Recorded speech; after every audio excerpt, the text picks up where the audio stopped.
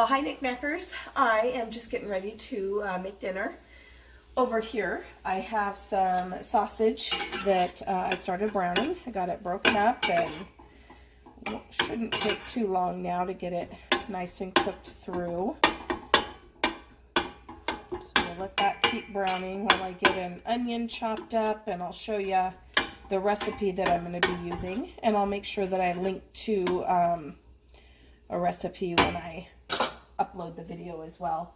But I'm using my handy dandy binder, and I'll kind of show you what I do when I'm going through and I'm choosing what I'm going to make for the meal. So tonight I decided I was going to make the sausage pasta, and I read through the ingredients, and I don't have all the ingredients, but that's a-okay. We're just going to be making some substitutions. So one thing I noticed is this calls for 3/4 of a pound of a pasta, and I don't do 3/4 of a pound. My pasta comes in 1 pound packages, and so I'm using an entire pound. Let's see, it uses spicy Italian sausage. We have whatever sausage we have on hand.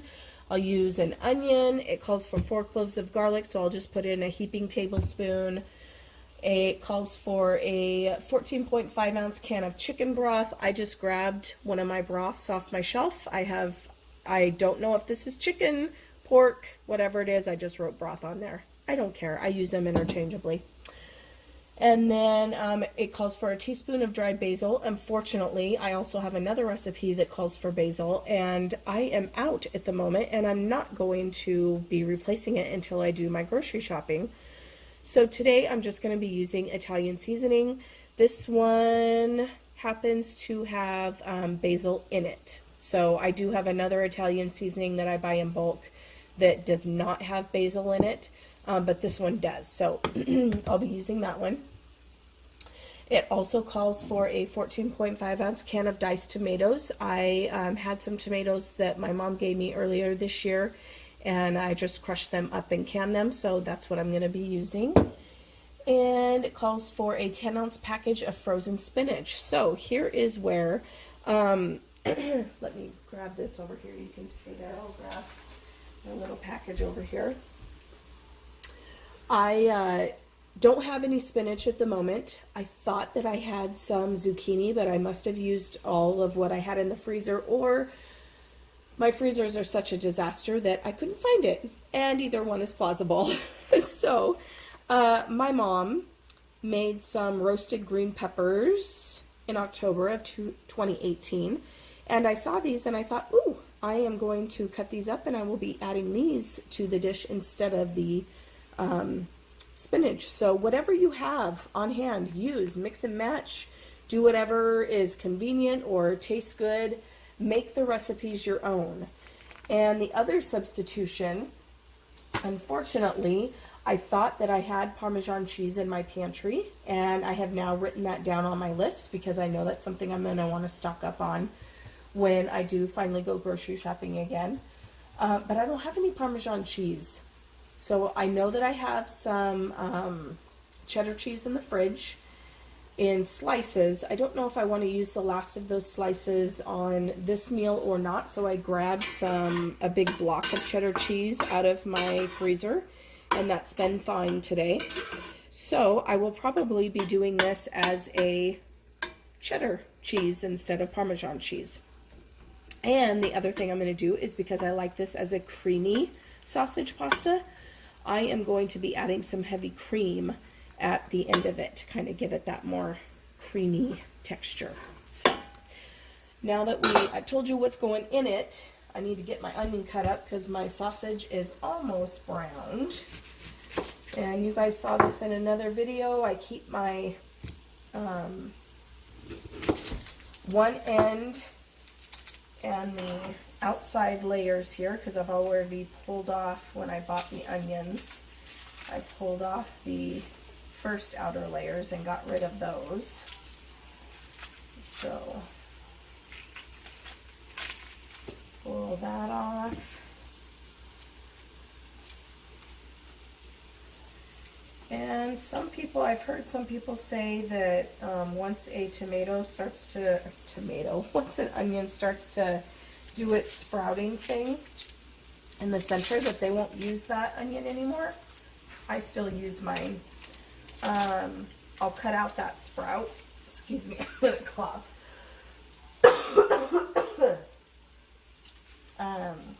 I will still use it. I'll just cut out that sprout in the middle and use the rest of the onion. So before I cut this up, I have a scratch in my throat. I'm going to get a drink of water, and then when I bring you back, I'll have had that cut up already. All right, so onions are cut up. I am no longer coughing for the moment. So let's get those in there. Stir those up a bit. And since I have the cutting board out, I'm going to go ahead and cut up these roasted green peppers. Doesn't that sound good? I love that my stepdad is a gardener and knows how to grow things really well. And then my mom loves to freeze stuff, and she cleans out her freezer and then gives me all the goods. It's a win-win for me. All right, now these might be a little soggy just because, you know, when you freeze veggies, that's just kind of what happens. Oh my goodness. Becca, smell them. Yum. Oh, so good. And you know what? I don't think I want any of that flavor to go to waste, so I'm just going to pour that right in there. Yum. Yum, yum, yum. Now I'm just going to get to chopping these, and I will bring you back when we're adding some more ingredients. Okay, so I was going to, well, I guess it doesn't really matter which one I do first. But we're going to add in our heaping tablespoon of garlic.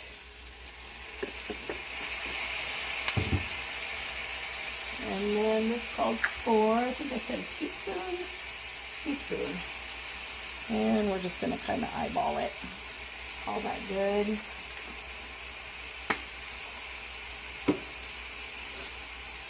Stir that around a little bit and let that.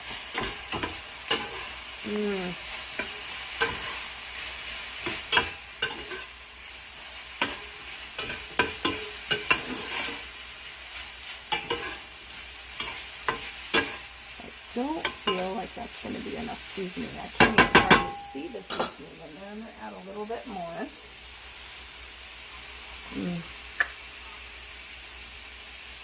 Okay, we'll call that good. Then we're going to add our tomatoes in there. Now, one thing I'm also going to do a little differently than how the recipe calls. The recipe calls for you to pre-cook your noodles. And what I am going to do instead is I am going to throw all of my moisture plus some into my pot and throw my noodles in there to absorb that juice and give it more flavor.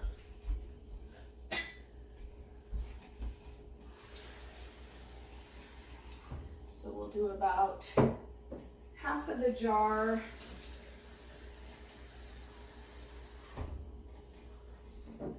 Of the tomatoes. I just kind of rinsed it. I'll put that in there. And then a half a jar of the broth. Make sure I get all the goods out. And we can stir that up a bit. And the tomatoes, since I just crushed them with my hands, they're still kind of big. That's the dog's feeding dish. I fed them dinner so they get out of the kitchen. All right, so I'm going to turn that up a bit so we can get that a little hotter. And then as soon as that, I can see that that's boiling a bit, I will put the noodles in. I don't want to do it with the water cold because I don't like how the texture of the noodles comes out then. So we'll get that to boiling. Give that about 5 minutes or so, and then we'll throw the noodles in. All right, so we are boiling, and we're just going to throw our pasta in. I'll try not to burn myself. And I don't know why, but whenever I make the sausage dish, I like to use the bow tie pasta. I just think it looks kind of pretty. So we'll stir that up. We're going to keep it at a low boil. I kind of compare these kinds of dishes to like making a hamburger helper. I mean, honestly, how easy would it be to make hamburger helper? Have you guys ever made that from scratch? It's so easy. Basically, it's just like this, a one-pot dish. You make your, fry your hamburger. You know what? Maybe I'll do a video on that one of these days, because this is very similar, just like this. So I'm gonna let this boil and cook those noodles. I'm gonna put a lid on it to keep that moisture in so it doesn't disappear. And then when it comes time for the finishing touches, I will bring you back. So I have let the noodles cook for 9 minutes. Package says to let them go 9 to 11 minutes. So I figured I'd go on the low end because I still need to add my goods. And I didn't want to add the peppers right at the very beginning because they were frozen and already soft, and I didn't want to overdo them. So I'm going to add in some cream, and I'm just eyeballing it. And then I'm going to open up my cheese and cut off a nice chunk. The recipe calls for half of a cup of grated Parmesan cheese. I already told you guys I wasn't going to be using Parm since I don't have it. So I'm going to just cut this up. And this cheese came out of the freezer, guys. So I'll tell you guys a little secret to making your cheese so that it doesn't crumble when it comes out of the freezer, and that is let it get up to room temperature. Once you let it get up to room temperature, you can slice it and it stays apart or stays together without crumbling. If you try to do it just by putting it in the fridge, then it's going to crumble to pieces when you try to cut it. So I'm going to continue cutting that up, and we're going to stir this up. We're just going to let this go until the cheese is melted. That cheese will thicken the sauce. The peppers will get heated through, and then we'll bring you back for a taste test.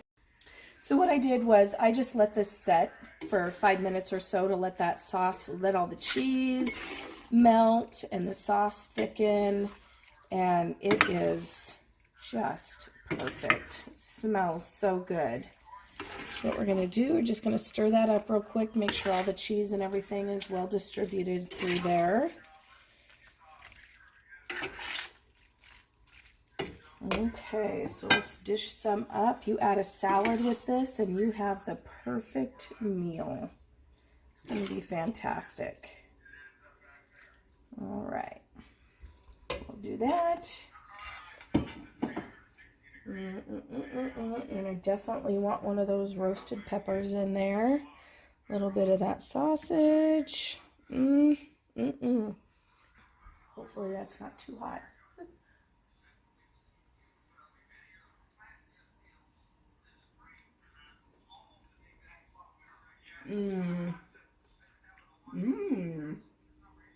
That roasted pepper has a delicious flavor to it.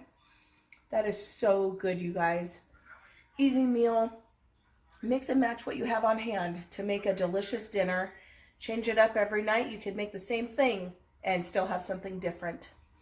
I hope you guys enjoyed watching. Thanks so much. Bye-bye.